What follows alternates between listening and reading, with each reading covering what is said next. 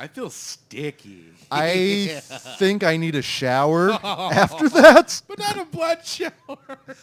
No, or a paint shower as well. Right. Regardless, I'm feeling drained after both of those.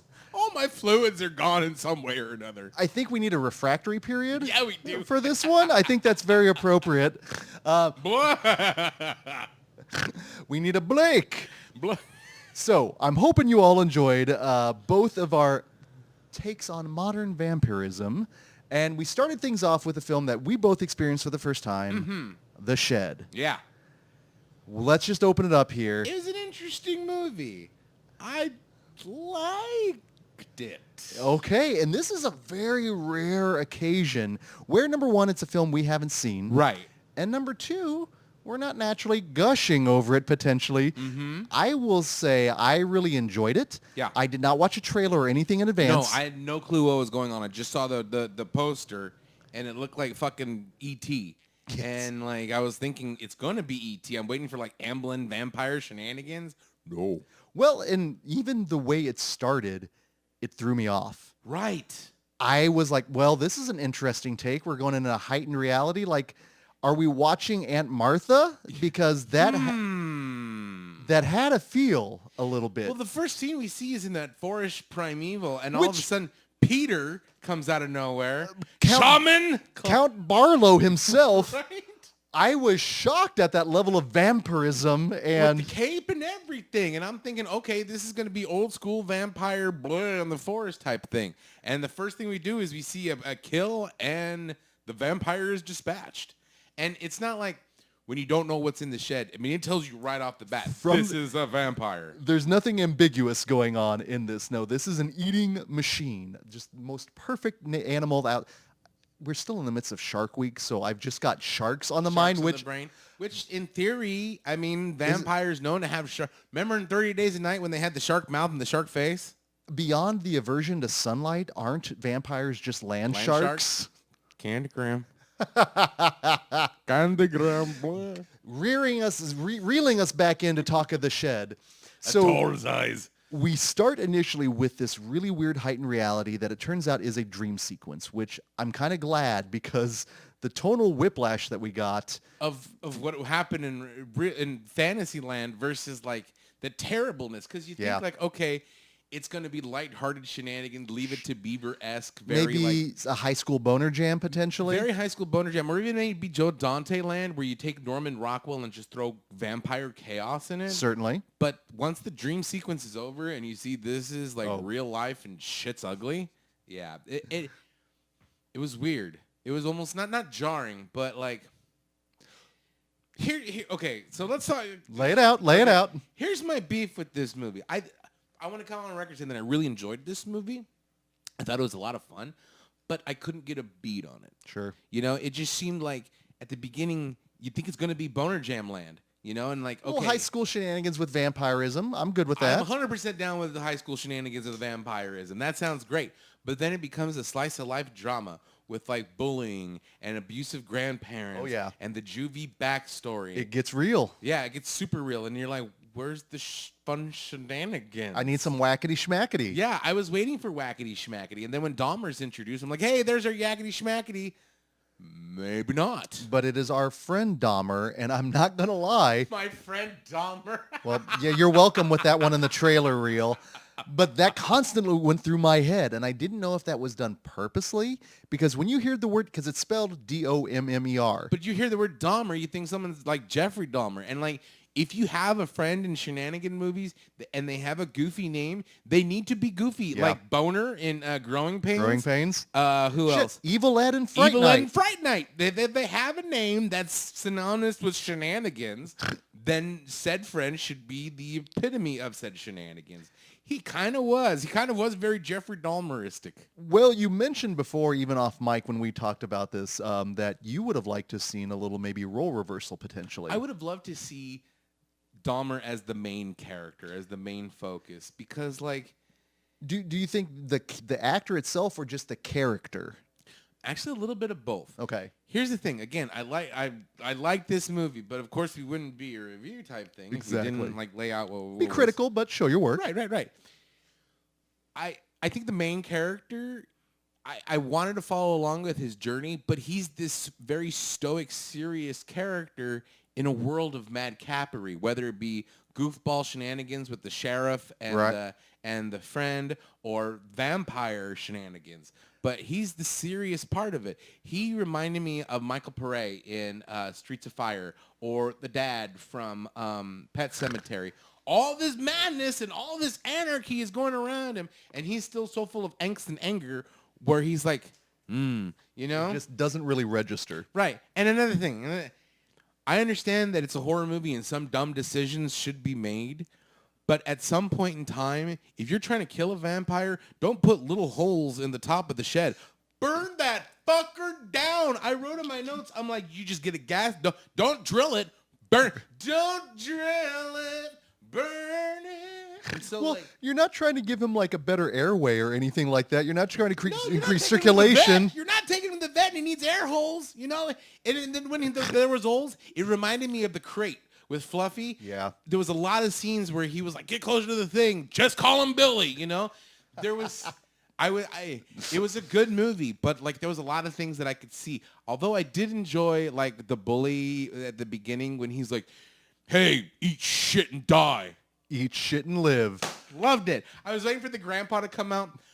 Wow, I was just thinking the other day, I'm going to make you a sandwich. Wouldn't that be nice of me? I'm not saying that there wasn't a sleepaway influence on this film, because it definitely is. But Eat Shit and Live, you have to have seen. Of course, of course. Now, my beef is very simple. Spoiler alert for a recently released film from, it's called The Rental. This is Dave Franco's directorial debut. There's a dog in the film. And there's a point in The Rental where I was like, okay, Dave Franco, I know you're a first-timer, and I know some first-timers like to, I'm going to be controversial I'm and going do... to be edgy and kill an animal. Fuck you. Thank you, Dave Franco. F you, Frank Sabatala. Yeah, fuck you. Fuck you, dude. Because, unfortunately, within one of the first casualties of the film... Is the dog don't... Okay, first of all, do not... Dogs are defense, Yes. not offense. Thank you. Thank you. Dogs are 100% defense. Do not use them as offense. If you know something ill is already in the shed, I'm not sending don't send your puppy into the goddamn shed. What's wrong with you, dude? That immediately put me against him. Exactly. Because exactly. I put myself in the scenario, I'm like, no, don't send the dog out. The dog's there to protect you. Don't be aggressive.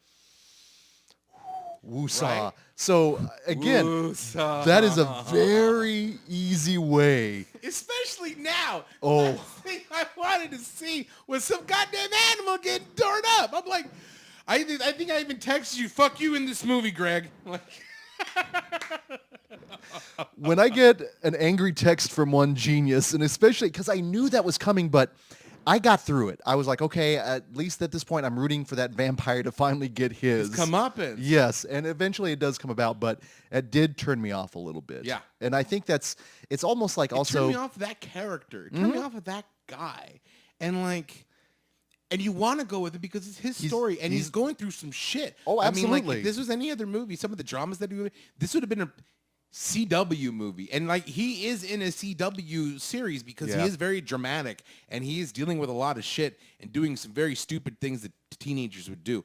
And that's one thing, I give him shit for it, but I got to give them the credit for that. The teenagers felt like teenagers. Yeah, oh yeah. They Yes, made did. decisions Yes, they like a did. teenager would. They talk like teenager would. And even when he's flirting with Roxy, she was a good one. If they flirted with, when she was talking to Roxy, they had that awkward uncomfortableness of it, and that felt very realistic. Yeah. Yeah, awkward. Yeah, your teenage years are all awkward. So if you can inject just a little bit of awkwardness into it, it gives it that realism. But then also I think that can kind of turn it against it because, again, everything else that's going on outside of it is so chaotic and crazy. The sheriff, played by one of my favorite actors. She shows up in Men in Black. And she's always goofy. She's got a little bit of... comedic timing. Yeah, you always see her in like the comedic side roles. Yes. And so when she comes up, and at the beginning, she is kind of comedic when she's talking to that sheriff, and the sheriff's like, "I know you're kind, blah blah blah," and she's like, "Give him a chance. He's just some punk kid," and she's very jovial and Yes. And so when you're so you're thinking, okay, this is going to be one of those kind of movies where she's in it and it's going to be goofy. But she's not goofy. No. And you're expecting goofy. And I think that's what kind of threw me off. Throughout the entirety? Yeah, because I'm waiting for... Because, okay, for example, when Dahmer finds the thing, they're like, okay, what am I going to do with this? When he finds out the vampire and he takes out the thing... And he's all for it. In fact, with his philosophy, I thought that's where this movie would go. Me too. That it would become a human, like, mulcher. Shenanigans where, like, everything wrong that happened to him... Throw him in the shed. Throw him in there until finally, like, oh... Too much has happened. Exactly. And then it goes on to something else. Now, is that our fault, the baggage that we brought, that's what we were wanting and that's not what we got? Maybe. Because I think but I think it's also a bait and switch because it set us up for that entire thing. Sure. And then they pulled the rug out from under us like, no, this is serious shit. And then it became serious shit. And then, but I got to give it credit. The final 20 minutes, when it becomes the full-on vampire siege, was so good. I loved the last 20 minutes. I loved the first 10 and like the last 20, but those really made up for the rest of the movie for Well, me. if you bookend it, if you make it a good sandwich Yes. where it's good quality bread, As and opposed maybe to a shit sandwich. honestly, they'd eat that in Bliss. We know that to be true. Yes, but we do. We'll talk about that in a minute. But one of the things I thought was kind of cool with this film is what did it bring new to the vampire mythos? Yeah. And what it did for me, number one. The first thing, first and foremost, it eliminated a lot of rules. Mm-hmm. This vampire did not need to be invited to make his way into the house. Right. That's out of the way. Secondly, and I know he just got turned into a vampire, but how hard is it to get out of a shed? That's what I'm thinking. But at the same time, I'm thinking, okay, maybe he kind of digs the shed because people are bringing him food. This is true. He's being safe. It's cozy. But if he's a vampire and he could basically tear down half the wall with one punch, there's no reason why he can't get out of the goddamn shed. And again, don't fucking drill holes in it. Go wait till noon. Just burn that fucker to the ground. You know, after he's killed your dog. And the grandpa's gone as well. There's no reason. The grandpa, yeah, he meant well. He was awful. Yeah. But like, it's, again, everyone has their place in this film. The finality was grand. However, I love the bully though. And I love the bully's demise. Oh. I mean, like, what are you doing, man? I'm sorry, man. I'm sorry. And he goes, Nope. I don't care. You know, just your time to be sorry is over. I like that comeuppance. Sure. I like the stop fucking with people or they're going to fuck you back. But like at the same time, I wanted a little bit more. Sure. You know, I wanted more like vampire shenanigans, even if they went mean, which they do later, but I want more vampire. No, that's fair. It was that's like a fair. weird E.T. vampire thing. Well, and then the writer-director, again, had produced a number of shorts, so this is actually his first feature. And again, I think the cinematography in the movie I thought was phenomenal. The cinematography was great. The shadow play that they Yes. did, all the little different with the shadows and the creeping behind was great. The music, when it was around, was very good. And I had to look at it, and it's Bear McCready. Who is a phenomenal composer. But I would also think if you're already hiring Bear McCready to make Why your not? movie, fill the entire movie with Bear McCready action. Do you think that could be a budget issue as well, though? Possibly. I'm not going to say he's you can get him for cheap, but you might get a few licks here and there from Bear McCready. And I'd say also the lack of score occasionally. It helped. Yeah. It did help. It added to the There was a lot of tension. There was a lot of atmosphere, and there was a couple of good scares where I was like, "Ooh, that was scary." Did that get you? Especially towards the end, the vampire siege land, Yeah. when all the vampires came out. But I kind of wanted more Dahmer vampire. Did you? I really did. I wanted him to wind up being the big bad. The one that actually has malintent. Yeah. From the get-go, he is looking for revenge. So, he's morally skewed potentially. Yeah. And then I agree. Well, again, this is a first-timer, potential. Maybe we get, the Shed 2 potentially. Who knows? Ooh, back to the Shed. Back to the Shed. Oh, there you go. Shed by Dawn. Final thoughts on the Shed before we transition into something else here. I liked it. I did too. I liked it. I'm not going to say, oh, man, boo that movie, I thought there was more pros than there was cons. Was not an hour and a half wasted. No, absolutely not. And I hope you guys enjoyed it too. If that's your favorite vampire movie, awesome. If you would have liked it a little bit better, that's cool too. But at the same time, I think we're all better for seeing it. Absolutely. Absolutely. Now, on the other hand, on the same hand, actually, and then with on that hand. Did you just do a... That's horrible. Joe Begis' Bliss. Now, Joe Begis, this is not his first film. Filthy. And a lot of his films actually have a dirty... Do you remember Almost Human? That movie is gritty and gross. That's the thing. Whenever you're going to see a Joe Begis movie, you know that it's going to be gritty and it's going to be gross. It's going to be gross. There's potentially a lot of weird, awkward nudity. There's always going to be some weird, awkward nudity.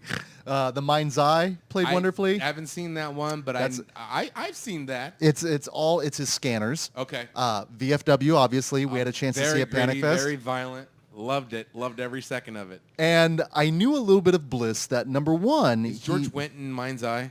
He is not. Okay. But he is in VFW. That was about the time that he started doing the house rounds, I believe. But no, with Begis and Bliss, I had heard, number one, that he shot on film, which totally shows. Oh, absolutely. In fact, I remember the first time seeing this, I was like, wow, this is To Live and Undie in L.A. Like, it really, truly feels that kind of a feel. And I will say... The Devil's Blood Candy? Yes. Oh, completely, just in terms of art. But I saw this the first time at the now R.I.P. Screenland Tapcade. And I mention this because I saw it in the theater by myself.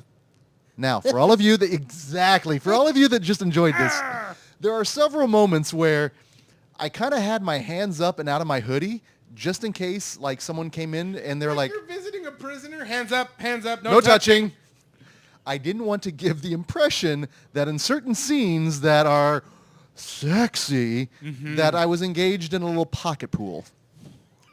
We don't want that to happen, but made for an incredibly memorable first viewing. A little spank for ought to. Jesus Christ. Which, do you remember the first time you watched Bliss there, Genius? I think it was at your house. And I probably was like, okay, this one gets a little dirty. What are you doing back there, Gene? Oh, I'm watching the movie. Well, between that and then the big group viewing of Thirst. Yes, very awkward. That would be an interesting vampire sexy double feature. You might want to either watch that alone or with a couple of people, but like... At least have a little space between you, potentially. But... At the beginning.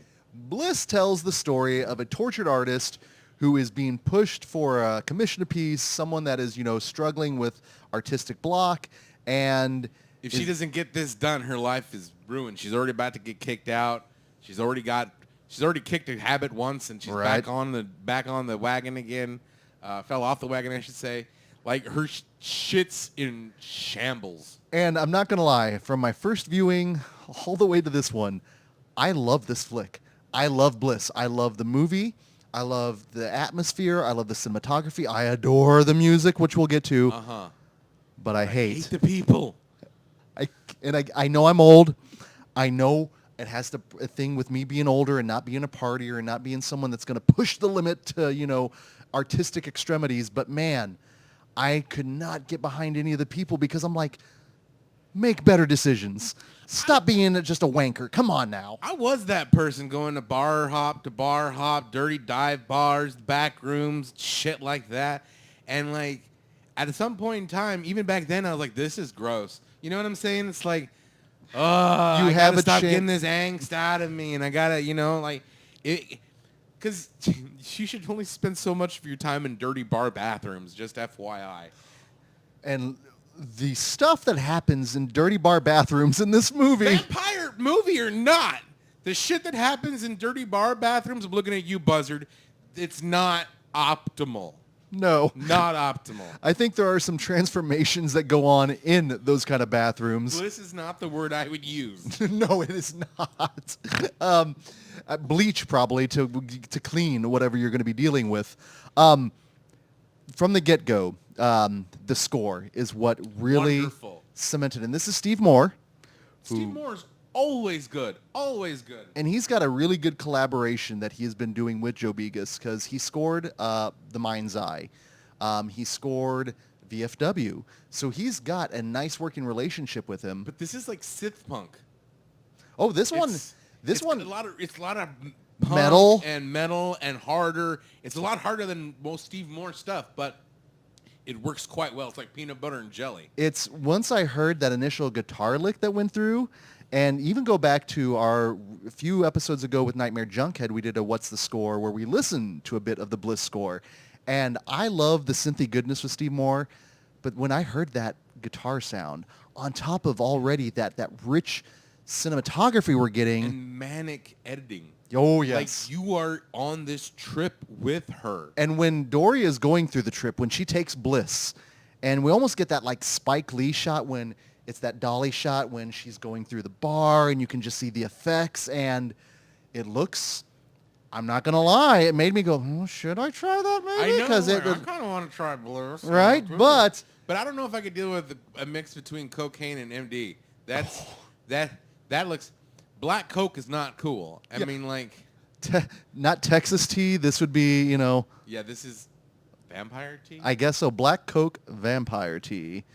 Blood, that is. Yes, and it flows like a nice, thick red wine in this movie. But, from the get, once she starts tripping out and you just see she wants more and more and more, she's calling her dealer and freaking out and, like, this chick is on something. I mean, of course she's on something, but, like, there's more going on in her than we realize. He realizes, and the dealer played by Graham Skipper, which Graham Skippy. This film also filled with so many of your favorite character actors. Right? Norm out of nowhere. When you get to that little, when she goes to the dealer's house, you get Norm, you get George Wendt, you get the guy, he played in ER, he was Kubi from Parker Lewis Can't Lose, Abraham, I'm trying to remember his name. That was the Cube? That was Kubiowski? That was Kubiowski. Get the fuck out of town. Exactly. And they show up. That's awesome. That was Cube. It's great. That's great.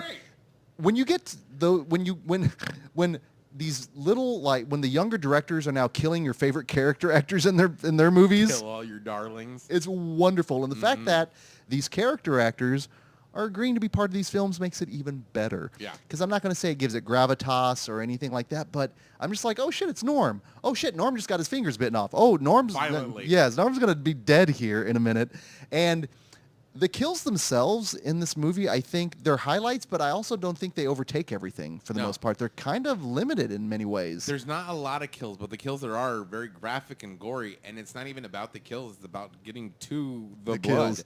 Which is weird because, I mean, of course you can use the vampire metaphor as puberty, addiction, all sorts of different things, but they mend the addiction aspect and the sexual aspect of the vampires quite well, even though none of the characters you like. I fell in love with Dory, even though I despised her. Oh yeah. And like the Eurotrash vampires. Well, because there's no trash like Eurotrash. And this film, I think, pays a lot of homage to The Hunger. Oh yes, most definitely. But like the sleazy hunger. Oh, very much. This is the gritty hunger, the gutter punk hunger. This is 42nd Street hunger. You're going behind a beaded curtain for this one, and the sex scene. Listen, we don't talk. We try not to get too creeps and nostalgia here. But I knew... Fucking hot. Ain't gonna lie. That was fucking hot. I was watching a different kind of movie going, oh, that's kind of, flexible. Where's he get... Oh. Even before this sex scene when she's like dancing around naked and all that kind of stuff. All wearing the Death Waltz shirt record? Yep. Loved it. And then after the sex scene when she's naked, covered in blood, having a good time, I'm like, this is not a deal breaker. I don't know if there was something primordial about it, but just like... Do you think if she had commissioned a piece for you, it would have been the ultimate deal sealer? Yes. No, if she like dressed up like a clown, then instead of Steve Moore, it had Goodbye Horses going on in the background, then yeah. But at the same time, there was something of course, it's all about eroticism and about losing yourself and coming over to the madness and stuff. But there was something incredibly sexy about the way everything was shot. I mean, this was a gritty, violent, filthy movie, but it was also very sexy. And I'm over here laughing as you're pontificating so eloquently because all I'm thinking about are vampires eating ass. I'm There's sorry. A lot of vampires eating ass. Did you see that? It was like the fucking Eurotrash vampires. It was like, I want to suck your anus, and like a lot. It was like 5 minutes of like vampire sex, which was everything I don't dream in blood. And I don't know if it's one of those orgy-esque ones that the What We Do in the Shadows talk about, where it's going to take them a while to recover from that. But it's going to take you a while to recover from that. I mean, like... And I don't mean to be sick or sleazy, but that was not... You saw it too. You know, we ain't lying. We're not saying there's something that didn't happen. There was a vampire threesome with a lot of ass eating.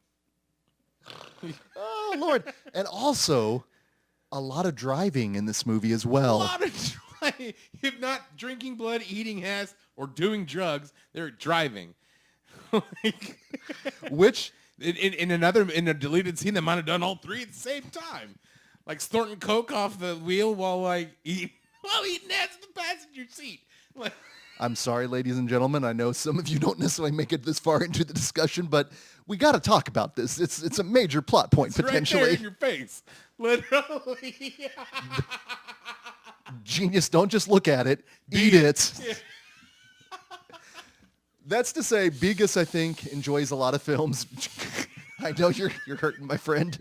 What you all don't know is Genius is playing hurt here, okay? Every time he laughs, a little bit of his side is hurting right now, so we're trying not to be too, I know we're talking about vampires eating ass.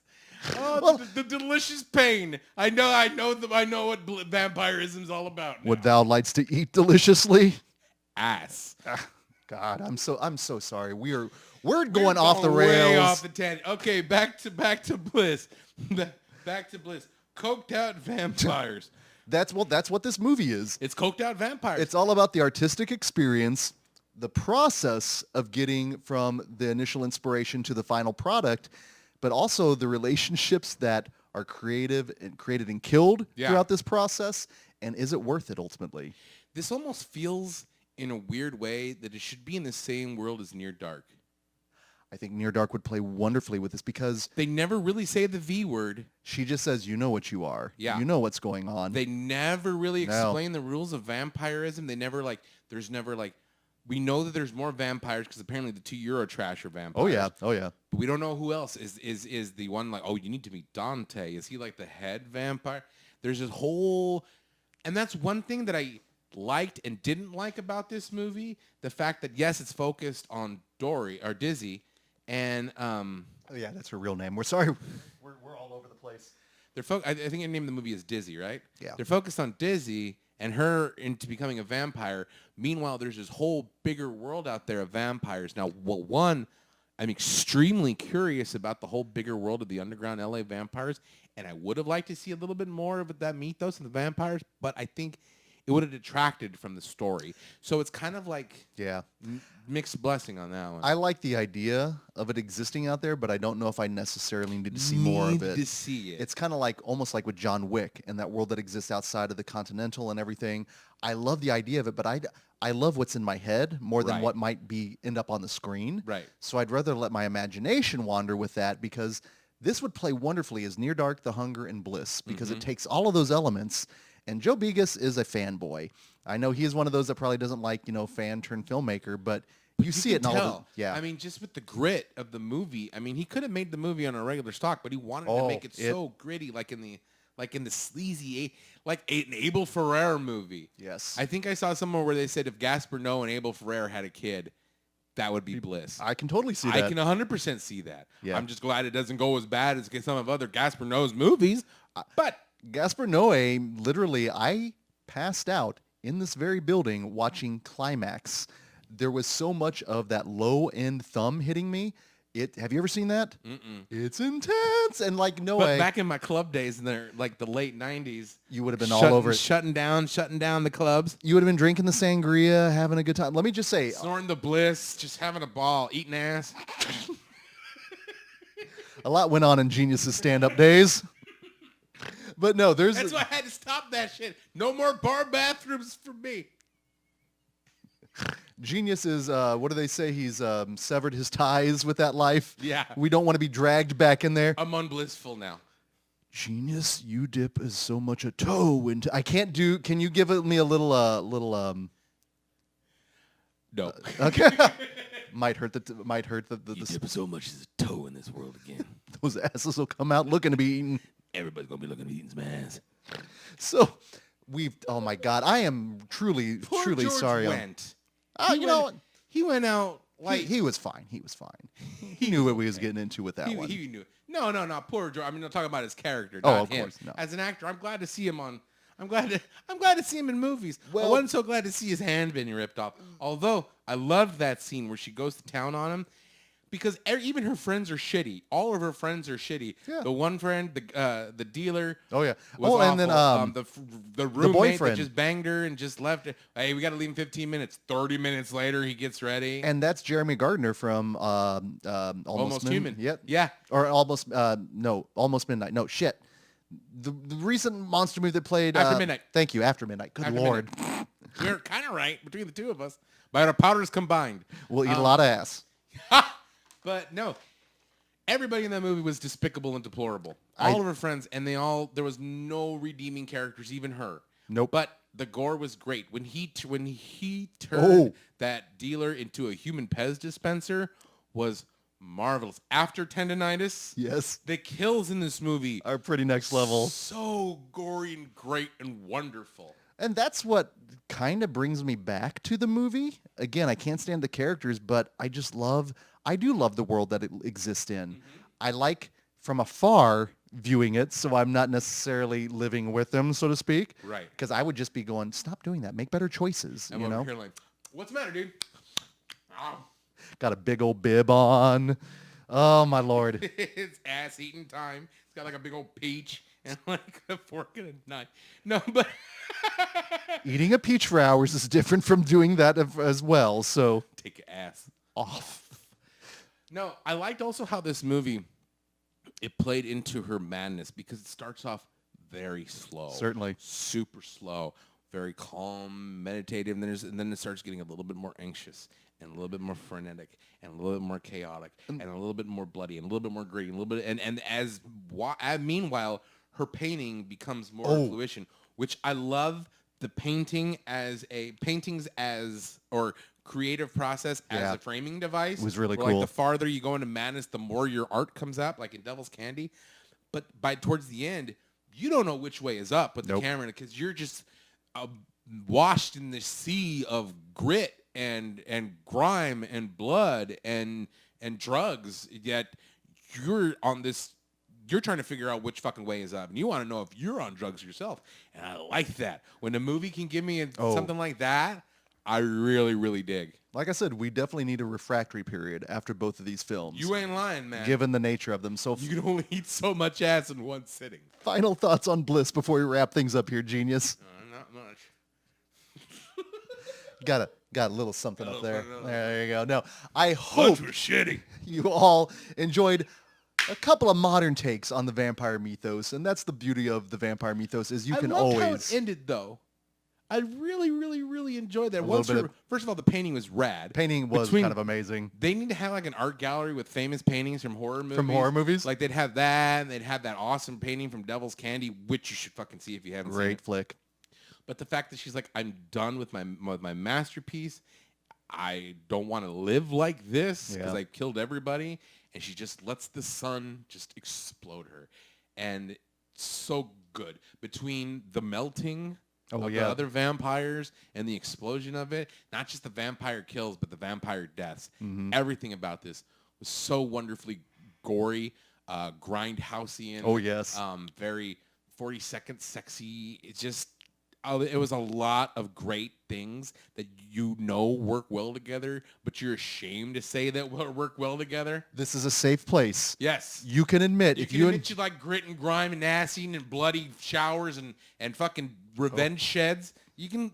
Revenge sheds. You, I like you that. are in a safe space with us. No Absolutely. judgment. Absolutely. So I'm glad we got through both of these modern takes on vampires, and I know at this point we're still kind of figuring out what we're going to do for the next Shudder shout-out, so if you do have any ideas, let us know. Yeah. And definitely tell us what you think about these movies. Do you need a shower after these movies? Or are you like, no, I need more. More ass, please. Regardless, we're going to take care of you, and we hope you had a good time. So until the next Shudder shout-out, this is Greg D. And I'm Genius McGee. And we'll see you in your dreams. Blah. Mwah, mwah.